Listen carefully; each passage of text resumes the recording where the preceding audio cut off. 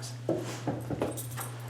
Hey all, Jason Levon, priest at St. Luke's Episcopal Church in Milwaukee, Wisconsin, and welcome to another edition of Pause and Pray.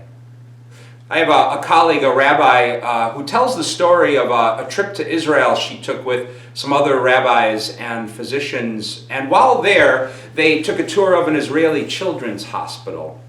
They were on the cancer floor, and they came across two young girls who had become the bestest of friends while at the hospital. Their laughter and giggles just filled the whole wing, and everybody loved the watching this friendship unfold. Now, normally Sherry, my colleague, wouldn't have thought anything of it. It's two little girls who have become friends. It happens all the time. Except when Sherry and the group were told that one of the girls was Palestinian and the other was Israeli. And Sherry said when they were told this, the entire group fell into silent awe. Because on the outside of those hospital walls, these two girls would be taught to hate each other for who they were. And yet inside they had become the bestest of friends. And Sherry said in that moment, we all kind of sat in awe thinking that maybe peace is possible.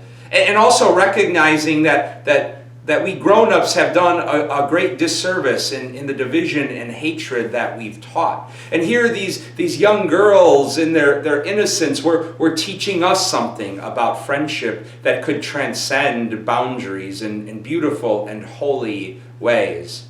And these were just two little girls, two lambs amongst wolves, if you will. In today's daily office, we read from chapter 10 of Luke's Gospel, where Jesus appoints others and sends them out two by two, but is honest in saying that he's sending them out like lambs amongst wolves. And while in that statement there was a recognition for us that the journey of faith is seldom a smooth journey, that we'll encounter hardships and struggles along the way, but also in that statement is a wonderful gift to each and every one of us and to the world in general. That when we find ourselves living as though we feel like we're amongst wolves, God does send lambs of peace and gentleness into all of that. Now, I know as an animal lover that wolves often get short shrift and have come to personify violence and evil and darkness. But the image of God sending instruments of gentleness and peace into the darkest, most chaotic places of power and greed is one that Luke wants us to hold on to.